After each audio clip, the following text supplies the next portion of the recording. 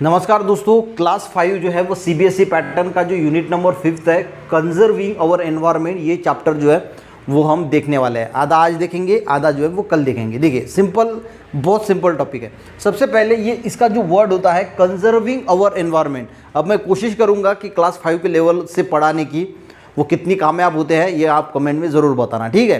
तो ये क्लास 5 के लिए है, तो क्लास 5 के लिए है, तो ऊपर वाले बच्चे इसको देखने की कोशिश ना करें, देख भी सकते हैं, ठीक है। अब कंजर्विंग अवर एनवायरनमेंट क्या होता है, कंजर्विंग का मीनिंग क्या होता है? कंजर्व करना यानी प्रोटेक्ट करना। कंजर्विंग क्या बोलते हैं? हमारे एनवायरनमेंट को हम किस तरह से प्रोटेक्ट कर सकते हैं, इस पे ये चैप्टर है। अब एनवायरनमेंट में, एनवायरनमेंट यानी क्या होता है? तो जो हमें पूरा आजू बाजू में जो कुछ भी आपको नज़र आता है वो एक एनवायरनमेंट का पार्ट ही है। आपके बुक में दिया है एवरीथिंग दैट सराउंड अस, यानी जितनी भी चीज़ें हैं जो हमें सराउंड होती है, यानी हमें घेरी हुई होती है, तो उसको हम क्या बोलते हैं? एनवायरनमेंट। अब एनवायरनमेंट की अगर हम बात करें तो एनवायरनमेंट में मेनली जो है वो दो चीज़ें आती है। एक होती है लिविंग यानी जिंदा चीज़ें, और एक होती है नॉन लिविंग यानी जैसे इंसान हो गए, पेड़ हो गए, एनिमल्स हो गए। ये कौन सी चीज़ें हो गई? वो हो गई लिविंग, यानी चल फिर सकते हैं, घूम फिर सकते हैं, सांस ले सकते हैं, सांस छोड़ सकते हैं। प्लांट भी जो है वो फोटोसिंथेसिस करते हैं, तो वो सब क्या है? लिविंग है, ठीक है। बाकी नॉन लिविंग तो आपको पता है, दगड़ हो गए, टेबल हो गया, पेन हो गया, ये वाइट बोर्ड हो गया, ये कौन सी चीज़ें हैं? ये नॉन लिविंग। तो नॉन लिविंग और लिविंग दोनों मिला के क्या बनता है? हमारा एनवायरनमेंट, ठीक है। अब एनवायरनमेंट जो है वो खराब प्रोटेक्ट करना है, तो प्रोटेक्ट किससे करना है? सबसे मेन बात ये भी आती है कि कंजर्व अवर एनवायरनमेंट, हमें जो है वो एनवायरनमेंट को कंजर्व करना है, प्रोटेक्ट करना है। तो प्रोटेक्ट करना किससे है? तो सबसे पहले ये समझ लीजिए कि जो पोल्यूशन होता है, अब पोल्यूशन कितने प्रकार का होता है, तो आपके इसमें आपको जो पढ़ाई में है तो 4 ही दिया है: air pollution, water pollution, soil pollution और नॉइस पोल्यूशन। एक और होता है रेडिएशन पोल्यूशन, ठीक है। तो हम इसमें 4 ही पोल्यूशन देखेंगे। तो आज हम देखेंगे एयर पोल्यूशन क्या होता है, इसके बारे में। सबसे अगर हम बोले डेंजर पोल्यूशन की बात करें तो डेंजर सबसे एयर पोल्यूशन ही है। इसके अंदर आपको 2 टॉपिक्स भी दिए हैं, global warming and ozone hole, तो वो भी हम अच्छी तरीके से समझने की कोशिश करेंगे कि ओजोन होल और ये ग्लोबल वार्मिंग यानी क्या होता है, ठीक है।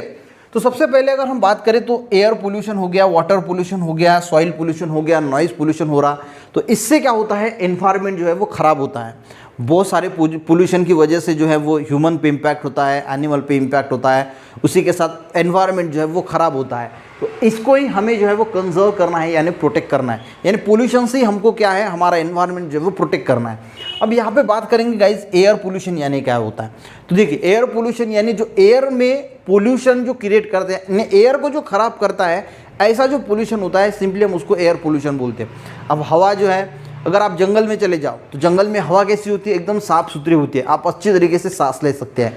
पर अगर ही हम शहर की बात करें, हमारी सिटी की बात करें, तो एयर साफ़ सुथरी नहीं होती, क्योंकि फैक्ट्रीज़ होती है, लोग जो है बहुत सारी फैक्ट्रीज से धुआं निकलता है, गाड़ियाँ जो होती है उससे बहुत सारा धुआं निकलता है। तो ये धुआं अच्छे हवा को क्या कर देता है? ख़राब कर देता है, और उसको ही हम क्या बोलते हैं? Air pollution. अब इसमें मेनली क्या होता है? देखिए, burning of petrol and diesel. तो बर्न होता है पेट्रोल और डीजल। हम जो गाड़ी में पेट्रोल डीजल भराते हैं वो क्या होता है? बर्न होता है, यानी जलता है, और जलने के बाद क्या होता है? उसमें से जो है वो कार्बन डाइऑक्साइड निकलता है, यानी जो धुएं के फॉर्म में जो निकलता है। तो मेन क्या होता है उसमें? कार्बन डाइऑक्साइड, जो रिलीज हार्मफुल गैसेस, फैक्ट्रीज जो होती है, बहुत सारी फैक्ट्रीज, उसमें से गैसेस निकलती है। उसी के साथ जो हम वुड यानी जो लकड़ी जलाते हैं, तो उससे भी क्या निकलता है? कार्बन डाइऑक्साइड निकलता है। तो ये सब क्या कर रहे हैं? जो अच्छी हवा थी, शुद्ध हवा थी, प्योर हवा थी, इसको क्या कर रहे हैं? पोल्यूट कर रहे हैं। और जो हार्मफुल सब्सटेंस है जो इससे निकलता है, उसको हम क्या बोलते हैं? पोल्यूटेंट। ये भी आपको दिया है, ठीक है, ये भी आपको ध्यान रखना है कि उसको हम क्या बोलते हैं? उसको बोला जाता है पोल्यूटेंट। जो हार्मफुल सब्सटेंस निकल रहा है, इन सब चीज़ों से जो हार्मफुल सब्सटेंस निकल रहा है, यानी पेट्रोल डीजल का बर्निंग हो रहा है, फैक्ट्रीज में जो गैसेस निकल रही है, तो ये सब क्या है? उसको एक वर्ड है, उसको बोला जाता है पोल्यूटेंट, ठीक है, समझ में आ गया। तो इसकी वजह से होता है एयर पोल्यूशन। अब मेन 2 चीज़ें सीखेंगे, ग्लोबल वार्मिंग और ओजोन होल, ठीक है। सबसे पहले सीखेंगे गाइस, ये ग्लोबल वार्मिंग चीज़ क्या है। देखिए, सिंपल भाषा में आपको समझाने की कोशिश करता हूँ। मान के चलो कि ये हमारी अर्थ है, और ये क्या है? सन है, सूरज है। अब देखिए, यहाँ से सन से सूरज की रोशनी जो है वो हमारे अर्थ पे आ रही है। अब रोशनी को हम क्या बोलेंगे? लाइट। लाइट को क्या बोलेंगे? लाइट से क्या होता है? हमारे पृथ्वी का जो टेम्परेचर है वो बढ़ता है, घटता है, सब कुछ होता है, ठीक है। अब मान के चलो, आप सबसे पहले ग्लोबल वार्मिंग को अच्छी तरीके से समझ लीजिए। आपको बहुत स्मॉल लेवल में है, पर स्मॉल लेवल में भी है तो ज़्यादा बताऊंगा तो आपको थोड़ा जो है वो समझ में आएगा। तो सूरज से ये रोशनी आ रही है हमारी अर्थ की तरफ, ठीक है। अर्थ की तरफ आने के बाद जो है वो यहाँ से ये जो रोशनी है, ये जैसे हम किसी इस पर एक बॉल अगर ज़मीन पे मारते हैं तो वो बाउंस बैक करता है, उसी तरह क्या होती है, ये जो रोशनी होती है, ये रोशनी यहाँ पे जब अर्थ पे गिरती है तो ये बाउंस होती है, जिसको हम रिफ्लेक्शन बोलते हैं। पर आप इतना मत सोचिए, आप इसको बाउंस भी बोल सकते हैं। तो ये रोशनी जो है ये क्या है, लाइट है। ये सूरज से आ रही है हमारी अर्थ तक और यहाँ से जो है वो रिफ्लेक्ट हो रही है, ठीक है। ये रिफ्लेक्ट हो गई रिफ्लेक्ट। अब मान के चलो गाइस कि यहाँ से 100% यानी 100% जो है वो रोशनी आ रही है और 100% रोशनी जो है वो हमारे एटमॉस्फेयर से, अर्थ में से बाहर जा रही है। अगर ऐसी कंडीशन है, कैसी, सन से 100% रोशनी आ रही है और 100% रोशनी जो है वो बाहर जा रही है, तो अर्थ के एटमॉस्फेयर की अगर हम बात करें तो यहाँ पे तो कुछ लाइट बचती नहीं है, यानी टेम्परेचर तो कुछ बचता ही नहीं। तो यहाँ का टेम्परेचर कितना होगा, 0 डिग्री सेल्सियस, यानी पूरा का पूरा अर्थ जो है वो बर्फ बन जाएगा, ठीक है। किस कंडीशन में, अगर लाइट आ रही है और जा रही है। और इसीलिए यहाँ पे जो अर्थ होती है इसके ऊपर एक लेयर होती है जिसको बोला जाता है ग्रीन हाउस गैसेस। क्या बोला जाता है, ग्रीन हाउस गैसेस की एक लेयर होती है जिसको हम बोलते हैं ग्रीन हाउस गैसेस। इसमें कौन कौन से मेन जो गैस होता है वो होता है CO2। पर CO2 एक लेवल पे होता है, ठीक है, यानी एक लेवल पे जो है वो होता है और उतना होना चाहिए। उससे ज़्यादा अगर देखिए, आप रोज़ 2 रोटी खाते हैं, ज़्यादा खा ली तो पेट गड़बड़ हो जाएगा। उसी प्रकार यहाँ पे भी CO2 होता है जो ज़रूरी है, ठीक है। पर अगर ज़्यादा होता है तो क्या होता है, तो होता है ग्लोबल वार्मिंग। तो ही हम समझते हैं कि एक्चुअल में क्या होता है। अब मान के चलो कि ये लेयर है, यहाँ से जो है वो सूरज की रोशनी आ रही है 100% और वापस इस लेयर के वापस जा रही है 60%। तो अर्थ के एटमॉस्फेयर पे कितनी बची, 40%। तो मान के चलो कि अर्थ का एटमॉस्फेयर कितना रहता है, 40 डिग्री सेल्सियस, एक एवरेज हम बोलेंगे, ठीक है। एवरेज कितना रहता है, 40% रहता है। पर अभी क्या हो रहा है, बहुत सारी जो है वो गाड़ियाँ हो गई है, फैक्ट्रीज हो रही है। तो इससे क्या होता है, इससे ये जो CO2 है, ये जो लेयर है, ये पहले ऐसी थी तो ये जाड़ी हो रही है, क्योंकि गैसेज जो है वो यहाँ पे जमा होते हैं तो ये लेयर बढ़ जाती, यानी ऐसी जाड़ी हो जाती है। अब इससे क्या होगा, इससे क्या होता है, अब ये लेयर बहुत बड़ी बन गई। बड़ी बनने के बाद क्या होता है, क्यों बनी, क्योंकि जो CO2 है मेन, जो फैक्ट्री से निकल रहा है, जो बर्निंग पेट्रोल डीजल का बर्निंग हो रहा है, हमारे गाड़ियों से निकल रहा है, तो ये यहाँ पे जमा हो जाता है पूरा का पूरा। अब इस कंडीशन में क्या है, ये लेयर जो है वो बहुत जाड़ी बन गई, पहले पतली थी अब जाड़ी बन गई। अब सूरज की रोशनी यहाँ से आ रही है 100% और वापस जो है वो जा नहीं रही है। 60% जो है वो वापस जाना चाहिए था, पर ये 60% वापस नहीं जा रही है, तो ये जा रही है 50%। और 50% जो है वो अर्थ के एटमॉस्फेयर में ही रह रही है और इसीलिए टेम्परेचर कितना हो गया, 50 डिग्री सेल्सियस हो रहा है। और जितनी जितनी ये बड़ी होती जाएगी उतना उतना टेम्परेचर जो है वो अर्थ का, इससे क्या होगा, बढ़ने लगेगा, क्योंकि लेयर बड़ी होगी, सूरज से आई हुई रोशनी जो है वो वापस नहीं जा पाएगी, तो ये अर्थ के एटमॉस्फेयर में ही रहेगी। और अर्थ के एटमॉस्फेयर में रहेगी तो टेम्परेचर जो है वो अर्थ का ये कंटिन्यू इंक्रीज होता जाएगा। उसी को हम बोलते हैं ग्लोबल वार्मिंग। समझ में आ गया। और ये ग्लोबल वार्मिंग जो गैसेस लेयर होती है उसको क्या बोला जाता है, ग्रीन हाउस गैसेस। समझ में आ गया। अब देखिए गाइस, तो इसको बोला जाता है ग्रीन हाउस और इसको बोला जाता है ग्लोबल वार्मिंग। तो इससे क्या होता है, अगर टेम्परेचर ऐसे ही बढ़ता जाएगा तो जो नॉर्थ और साउथ अंटार्कटिका है यानी पोल है, वहाँ पे जो बर्फ़ है वो पिघलना शुरू होगा। पिघलना शुरू होगा तो जो समुद्र की लेवल है वो बढ़ती जाएगी, तो इससे क्या होगा, फ्लड आएगी। फ्लड यानी पूर जिसको हम बोलते हैं वो आएगी। और कुछ दिनों के बाद ऐसा हो जाएगा, कुछ सालों के बाद, बहुत सालों के बाद, कि पूरी अर्थ जो है वो पानी में डूब जाएगी, सब कुछ खत्म हो जाएगा। और इसी चीज़ को बोला जाता है ग्लोबल वार्मिंग। यानी ग्लोबल वार्मिंग का सिंपल क्या है, जो पृथ्वी है, हमारी अर्थ है, इसका जो टेम्परेचर मेंटेन है वो ग्लोबल वार्मिंग यानी ग्रीन हाउस गैसेस की वजह से है। पर ग्लोबल वार्मिंग का मीनिंग क्या होता है, अर्थ का temperature day by day increase हो रहा है और इसी को हम क्या बोलते हैं, ग्लोबल वार्मिंग। तो समझ में आ गया ग्लोबल वार्मिंग क्या होता है। तो बाकी बुक में पढ़ लेना तो आपको सारी चीज़ें जो है वो क्लियर हो जाएगी। अब दूसरा कंसेप्ट है गाइस ओजोन होल। अब ये ओजोन होल क्या होता है वो देखेंगे। देखिए ओजोन होल क्या होता है,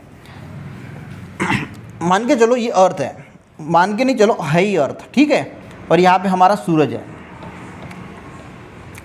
अब यहाँ से जो रेडिएशन लाइट जो आती है सूरज से अर्थ तक, तो इसमें एक लाइट होती है जिसका नाम होता है यूवी लाइट यानी अल्ट्रावायलेट लाइट। और ये जो अल्ट्रावायलेट लाइट है, ये अगर हमारे स्किन के ऊपर अगर गिरती है तो स्किन के बहुत सारे डिसीज़ हो सकते हैं। हमें भी हो सकती है, प्लांट में भी हो सकते हैं और एनिमल में भी हो सकते हैं। हम भी क्या है, एक एनिमल ही है। तो इसीलिए एक जो है वो भगवान ने बनाया है, अर्थ के ऊपर एक ओजोन का लेयर बनाया है।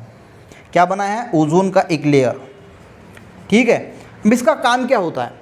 इसका मेन काम ये होता है कि जो सूरज है, इस सूरज से जो अल्ट्रावायलेट लाइट आ रही है, इसको ये यहीं पे एब्जॉर्ब कर लेता है, यानी यहीं पे ये रोक देता है, तो ये फिल्टर हो जाता है। ऐसे समझिए कि ये ओजोन होल, क्या ओजोन लेयर क्या है?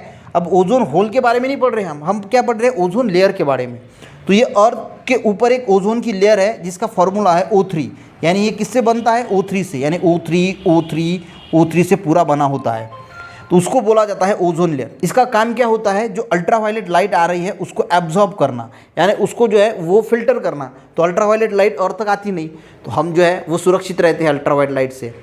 पर अब यहाँ क्या हो रहा है, देखिए, ऐसे कुछ पोल्यूटेंट हैं, यानी जैसे रेफ्रिजरेटर हो गया, यानी हमारे घर का जो फ्रिज हो गया, AC हो गया, इससे क्या निकलता है? Cl2 नाम का एक गैस निकलता है जिसको हम क्लोरोफ्लोरोकार्बन भी बोलते हैं। वो आपको है नहीं, याद रखने की भी कोशिश मत करना, सिर्फ ऐसा समझना कि एक ऐसा गैस निकलता है जिससे ये ओजोन जो है ये ऑक्सीजन में बदल जाता है। अब यहाँ पे पूरा ओजोन ओजोन ओजोन है, अब ये बन गया ऑक्सीजन।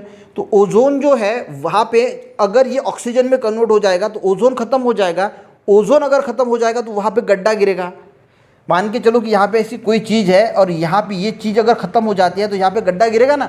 बस यहाँ पे ओजोन जो है वो ख़त्म हो रहा है, और ख़त्म हो रहा है, और उसी को क्या बोला जाता है? Ozone hole. क्यों हो रहा है? क्योंकि कुछ गैसेस ऐसे होती है जो ओजोन को जो है वो ख़त्म करती है, यानी वहाँ का जो ओजोन प्रेजेंट है उस प्रेजेंट वाले ओजोन को मार देती है, ऐसा समझिए। और ओजोन पे वहाँ पे जो लेयर है उसमें गड्ढा गिर जाता है, उसी को हम बोलते हैं ओजोन लेयर। अब यहाँ से ओजोन लेयर से क्या होगा? ये जो अल्ट्रावायलेट लाइट थी जो सन से आ रही थी, ये डायरेक्टली अर्थ तक आएगी। अर्थ तक आएंगी तो हमें जो है वो अल्ट्रावायलेट लाइट से बहुत सारी स्किन की डिसीज़, आई के डिसीज़ जो है वो हो सकते हैं, और इसीलिए ये बहुत जो है वो डेंजरस माना जाता है। तो हम पे भी इम्पैक्ट होगा, एनिमल पे भी इम्पैक्ट होगा, प्लांट पे भी इम्पैक्ट होगा। होगा कि नहीं होगा? बिल्कुल होगा। तो इसीलिए इस ओजोन होल को रिटेन करने के लिए, फिर से बनाने के लिए साइंटिस्ट ने क्या किया, पूरी दुनिया ने क्या किया, ऐसी चीज़ें जो ओजोन को होल गिराती है, ओजोन लेयर को होल गिराती है, उस पर बैन लगा दिया। और बैन करने के बाद जो है अब ये ओजोन लेयर जो होल है वो धीरे धीरे जो है जो वो कम हो रहा है। समझ में आ रहा है? उसी को बोला जाता है ओजोन होल। तो ओजोन होल आप आई थिंक आपको समझ में आ गया होगा। लॉन्ग वीडियो भी है, वो भी आप जाके देख लेना कि ओजोन होल क्या होता है, ओजोन लेयर डिप्लीशन क्या होता है, ग्लोबल वार्मिंग क्या होता है। तो इसके बारे में आपको डिटेल अगर पढ़ना है तो वो भी वीडियो आप मेरे चैनल पे आप देख सकते हैं। अब गाइज, ओजोन के बारे में लोगों में अवेयरनेस फैलाने के लिए 16 सितंबर को ओजोन डे जो है वो मनाया जाता है। ठीक है, तो ये 16 सितंबर डेट याद रखना, ये बहुत इंपॉर्टेंट है। आपके एग्जाम में ज़रूर पूछा जा सकता है कि किस डे को हम ओजोन डे जो है वो सेलिब्रेट करते हैं। क्यों करते हैं? क्योंकि लोगों को ओजोन लेयर के बारे में अवेयरनेस होनी चाहिए, इसीलिए हम क्या करते हैं, 16 सितंबर को ओजोन होल जो है, ओजोन लेयर जो है वो डे जो है सेलिब्रेट करते हैं। ओजोन होल समझ में आया किस प्रकार गिरता है? कल हम देखेंगे गाइस एसिड रेन, बाकी जो वाटर पोल्यूशन वगैरह है वो भी हम कल ख़त्म करेंगे, यानी आपका जो 5th चैप्टर है वो पूरा का पूरा ख़त्म हो जाएगा। आई थिंक आपको अगर थोड़ा भी समझ में आया होगा तो वीडियो को लाइक ज़रूर करना, नीचे कमेंट भी करना कि आपको और क्या क्या सीखना है। मिलते हैं नेक्स्ट वीडियो में, तब तक के लिए दोस्तों जय हिंद।